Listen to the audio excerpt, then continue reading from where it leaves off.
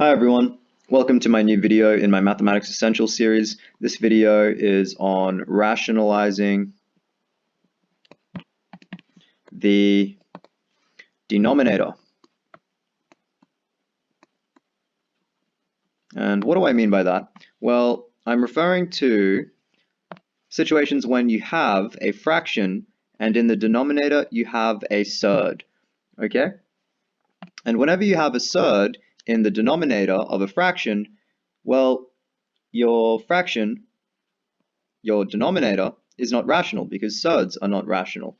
Okay, so for instance, let's take 3 over the square root of 5. Okay, now the square root of 5 is not rational. Okay, so this denominator is not rational. That's what we would say. And it turns out that whenever you have a fraction of this kind of form, this fraction is not written in simplest form. Okay, this is different, of course, to lowest terms. So for instance, if you have a fraction 2 over 4, well, we would say that, this fraction is not in simplest terms, and what we mean by that is that it's not in lowest terms, because the fraction could be simplified to 1/2. Okay, just divide the numerator and the denominator by 2, and you would get 1/2.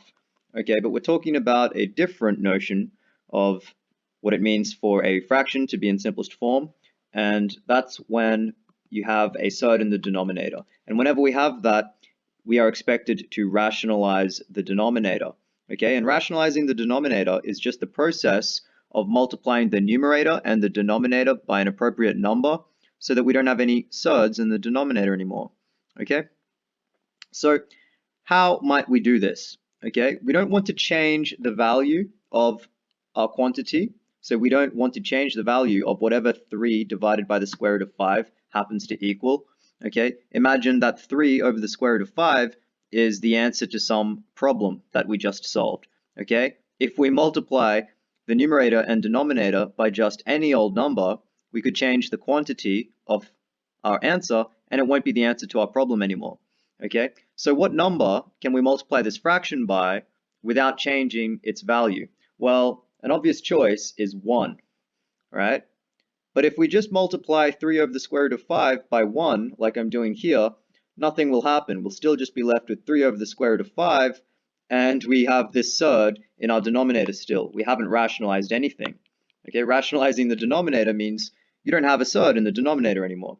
So if 1 is our only choice, okay, to multiply our quantity by, it's the only number we could multiply by without changing its value. What that means is that we need to find clever ways of writing 1.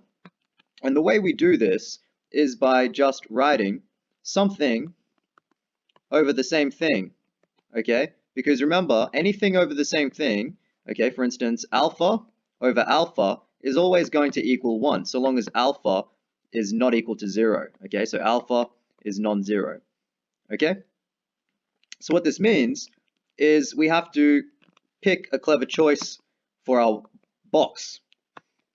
Okay, and whenever you have just a single surd in the denominator, okay, your choice for the box is going to be that surd. Okay, so we would multiply 3 over the square root of 5 by the square root of 5 over the square root of 5. Okay, and when we carry out this multiplication, in the numerator, we will have 3 times the square root of 5 divided by the square root of 5 times the square root of 5. Now, I won't always write things like this, okay? I will start doing that in my head, and I'm sure you'll be able to follow, okay? But I wrote it like this time just to show you that what's going on is the product property of radicals. So recall from a previous video that if we have some real numbers, x and y, and we multiply the square root of x by the square root of y, well, this is just the same thing as the square root of x times y. Okay, so long as x and y are greater than or equal to 0. Okay, but a special case of that is just when x and y happen to be the same thing, in which case the square root of x times the square root of x equals the square root of x squared, and then the square root just undoes the square and you're left with x. So the square root of anything times the square root of the same thing is just always going to be that thing. In other words, in our case, square root of 5 times the square root of 5 just is 5. So this will be 3 times the square root of 5 over 5. And now you see that we don't have a surd in our denominator anymore. Our surd has actually moved to the numerator, okay, but this is considered simpler.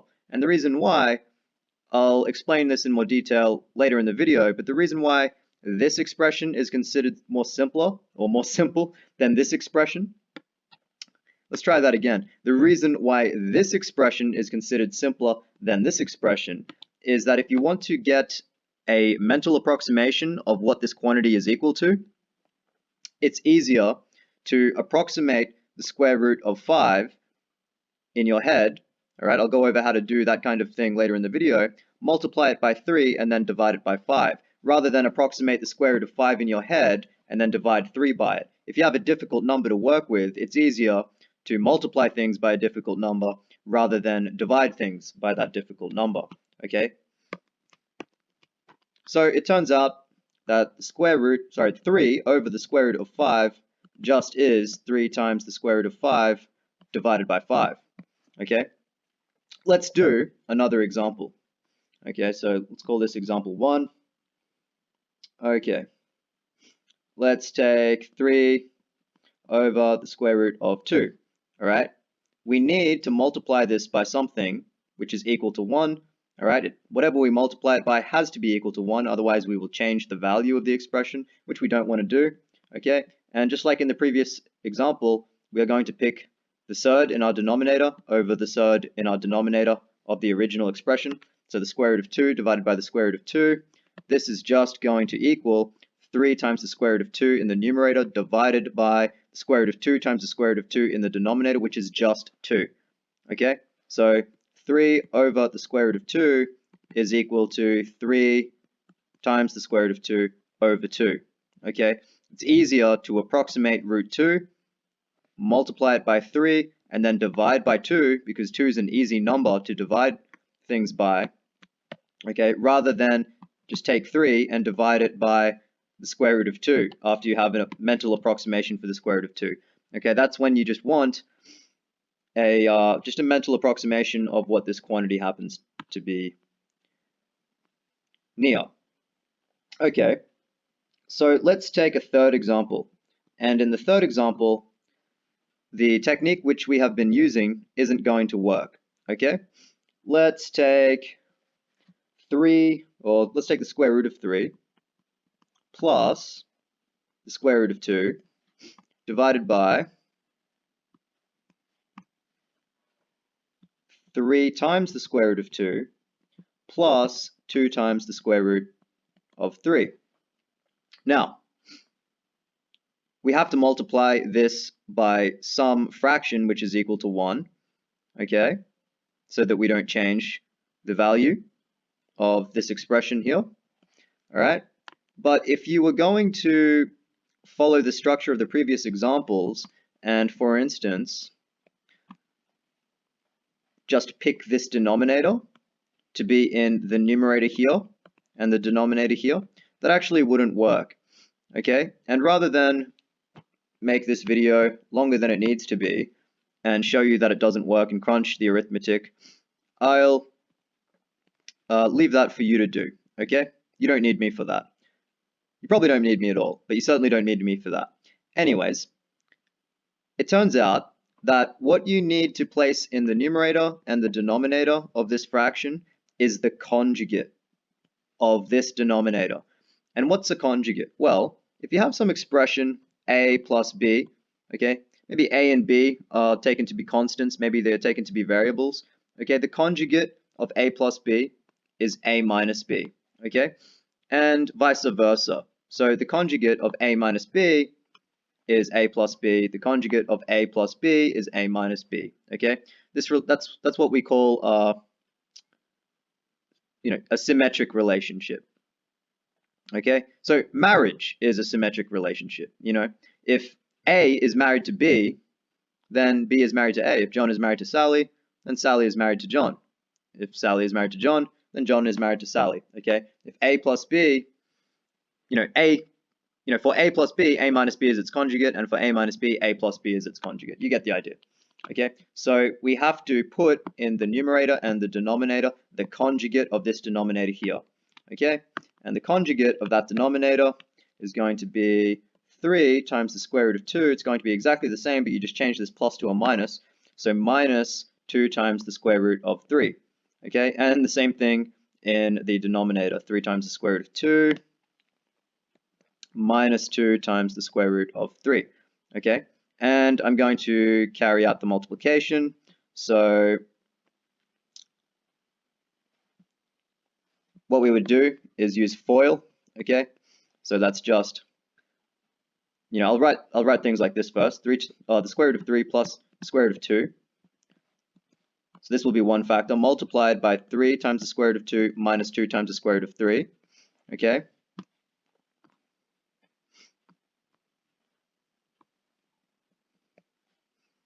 All right, and then in the denominator, we would have 3 times the square root of 2 plus 2, come on, surface pen, times the square root of 3, so that's one factor, multiplied by its conjugate, 3 times the square root of 2 minus 2 times the square root of 3.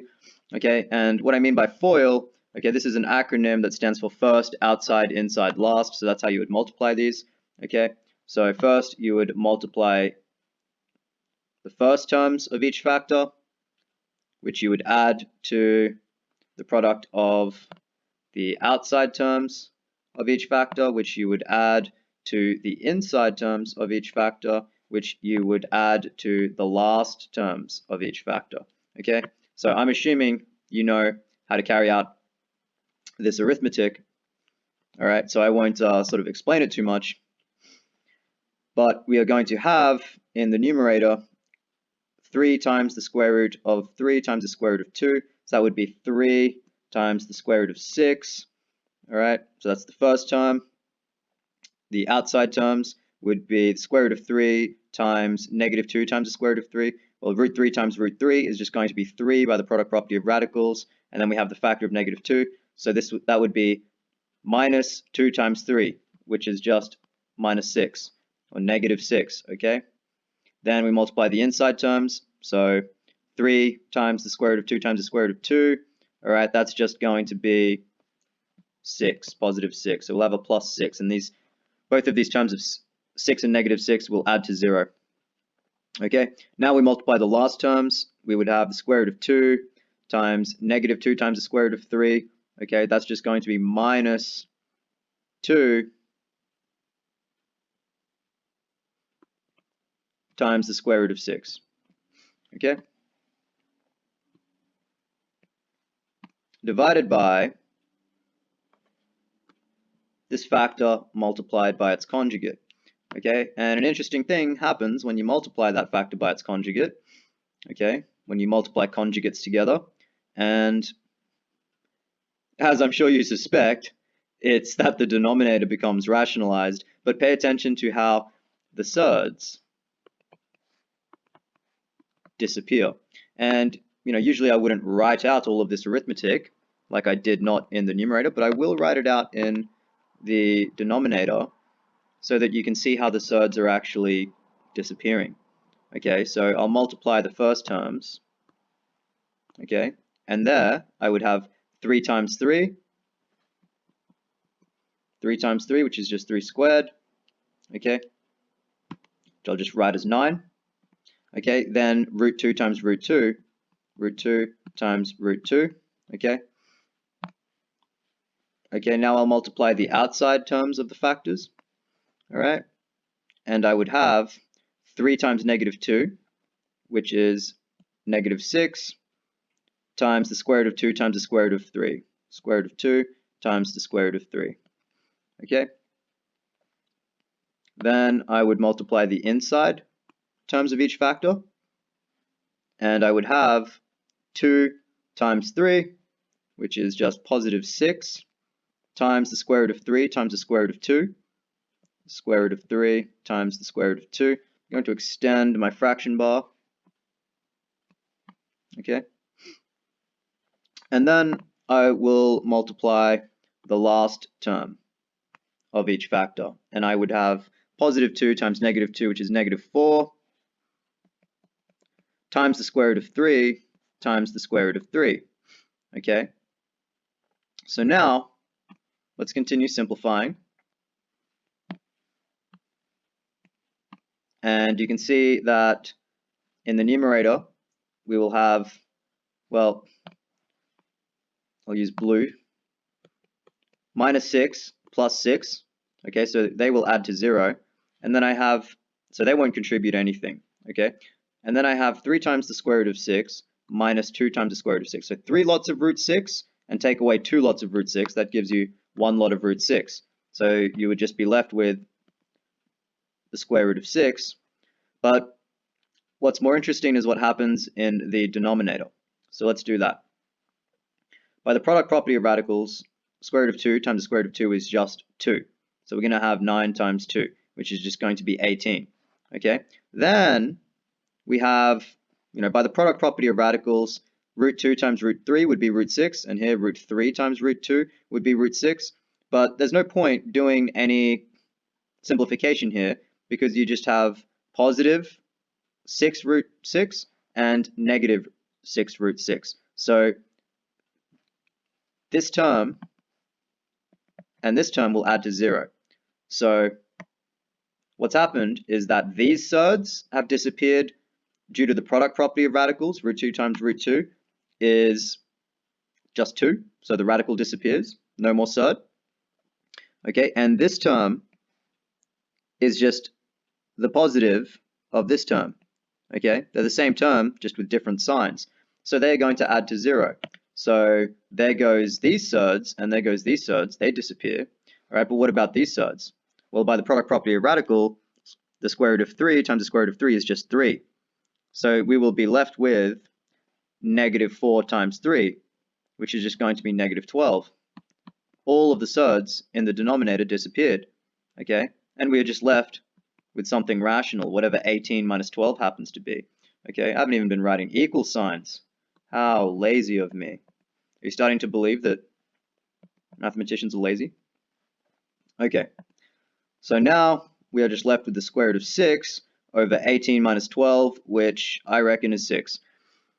Okay, how much simpler is this expression now that it has been rationalized, okay, than the expression we started with, which was the square root of 3 plus the square root of 2 divided by 3 times the square root of 2 plus 2 times the square root of 3.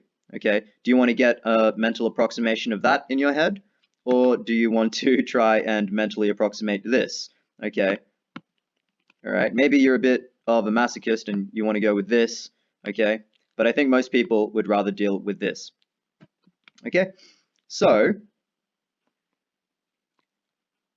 how do we actually get a mental approximation for a surd? Okay, there's no algorithmic way, but there's a few handy tricks. Okay, so let's take, for instance, the square root of 5. Okay, I actually don't know what this equals off the top of my head. All right, I honestly don't. But I can reason as follows. Well, I know that 5, okay, is between 4 and 9. All right, and I've deliberately picked numbers that I can take the square root of and get something rational. In fact, get an integer. So in other words, I've picked square numbers. So now I can take the square root of all of them. And this turns out to end up saying that 2 is less than the square root of 5, which is less than the square root of 5, which is less than 3. What happened to my pen size there? Is it just the angle that I hold it on? So that, 2 is less than the square root of 5, which is less than 3, okay? Because the square root of 2 is 2, and the square root of 4 is 2, and the square root of 9 is 3. Okay, so whatever the square root of 5 happens to equal, I know that it's somewhere between 2 and 3. So I can make an approximation for the square root of 5 between 2 and 3.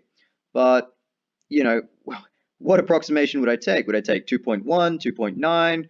Okay, would I just go in the middle, 2.5? Well, what you can do is observe that 5 is much closer to 4 than 5 is to 9. Okay, 5 is just 1 unit bigger than 4. All right, whereas 5 is 4 units smaller than 9. So 5 is much closer to 4 than it is to 9, which means the square root of 5 is much closer to the square root of 4 than it is to the square root of 9. So if you are going to approximate the square root of 5, you should pick something closer to 2 than you should to 3. We know that the square root of 5 is closer to 2 than it is to 3.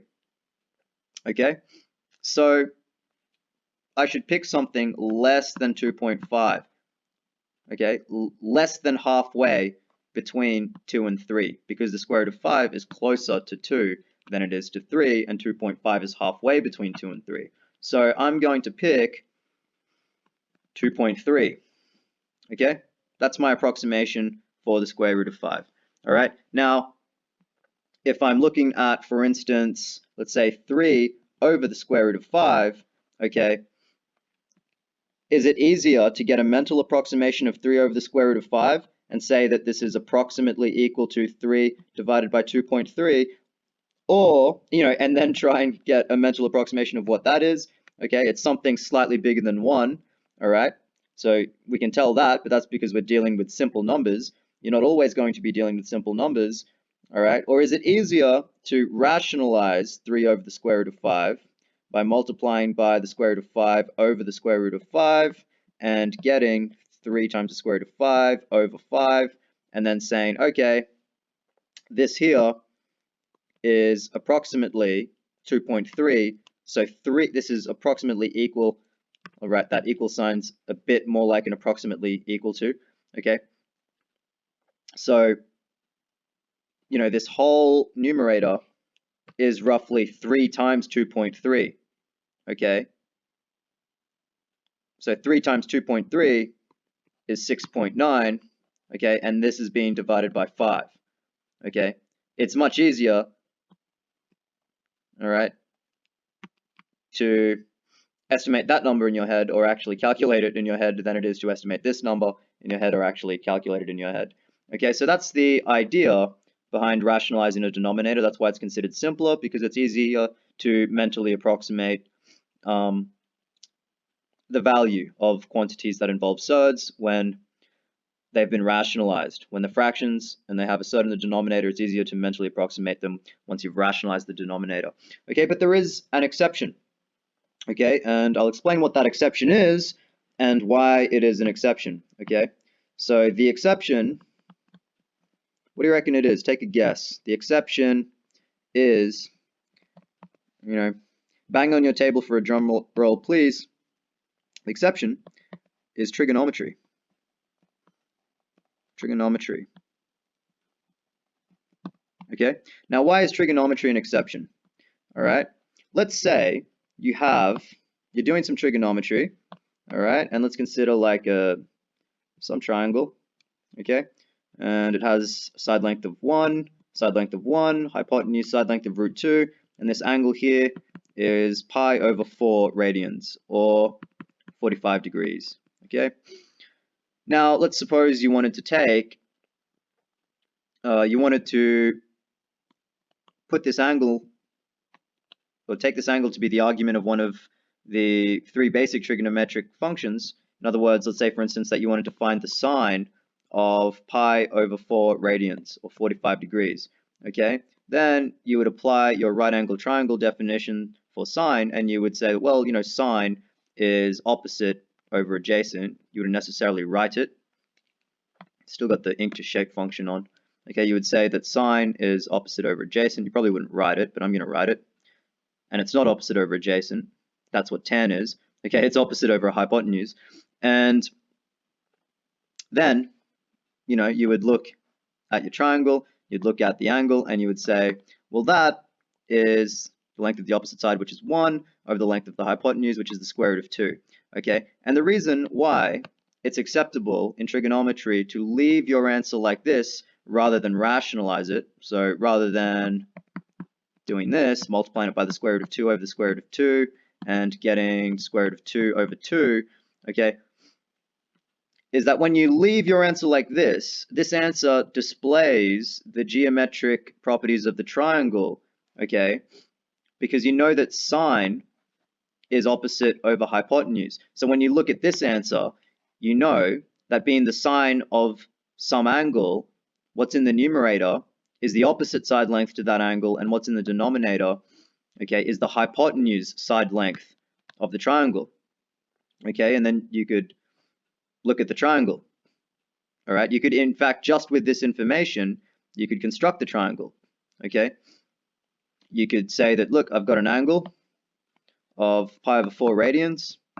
All right, and by looking at this, I know that the opposite side length, well, I should draw this more like a right angle triangle. Okay, right, and I know that the opposite side length to that angle is 1, and I know that the hypotenuse is the square root of 2, and then with that information, you could find this side length, right? Okay, so if you rationalize the denominator like this, okay, and you think, well, this is, okay, imagine you took the sine of pi over 4, okay, and then you got this answer, and then you rationalize the denominator here, all right, well, then you couldn't do the same thing. You couldn't say, well, the numerator is the length of the opposite side of the right angle triangle, because that's how sine is defined for right angle triangles, and the denominator is the length of the hypotenuse of that triangle, because it just isn't, okay? 2 is not the length of the hypotenuse, okay? And the square root of 2 is not the side length of the opposite side. Okay, so in order to preserve the information about the triangle, it's okay to leave your answer like this and not rationalize it. Okay, so anyways, that is rationalizing the denominator in a nutshell. Okay, it's pretty much just multiplying a fraction that has a surd in the denominator by 1, but 1 is expressed some clever way, all right, so as not to change the value of the quantity that we are interested in, and to actually achieve the rationalization of the denominator, because if you just write 1 like that, you're not going to rationalize squat. Okay, but the method in that example doesn't work when we have a linear combination of surds in the denominator involving 2 terms. Instead, what we have to do is multiply by its conjugate. And you can see that there's a bit of arithmetic going on. I actually wrote out all of the arithmetic, but I'm sure you can do much of this in your head, and it wouldn't be as long and messy and ugly looking. But you end up with something much simpler than what you started out with. Okay? Then I gave you an example of how to, find a rough mental approximation of the value of some surd. And my example was the square root of 5. Okay, I didn't know what the square root of 5 was off the top of my head, but I ended up approximating it to 2.3. What I should do now is actually check. All right. So just give me a second to bust out my calculator.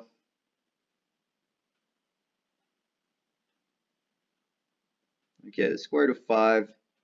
Okay, turns out that the square root of 5 is roughly equal to 2.24, rounding to 2 decimal places. So not bad, okay? It's just a rough approximation. 2.3 is not bad, I guess, okay? And the way I did that was by realizing that 5 is between the square number 4 and the square number 9, all right, then taking the square roots of them all. Okay, you can do this in your head when you're used to it. All right, you don't need to write it all out, but this is how you get a mental approximation for the rough value of a surd, and then you would determine that that the square root of 5 is between 2 and 3. Then you realize that it's closer to 2 than it is to 3, so you should approximate the value of the square root of 5 as something smaller than 2.5, something smaller than halfway between 2 and 3. And I chose 2.3, and it wasn't too shabby, okay?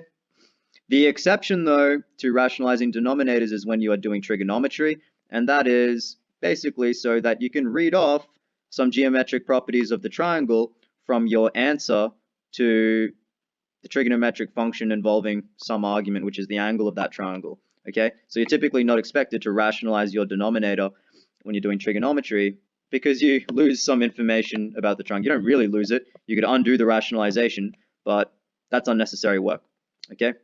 It just can't be immediately read off easily. So if you enjoyed this video, feel free to give it a like, feel free to share it with some friends. If anything was confusing, post a question in the comments, or if you're curious about anything, post a question in the comments. If you'd like a notification when I upload a new video, subscribe to my channel. Until next time, bye for now.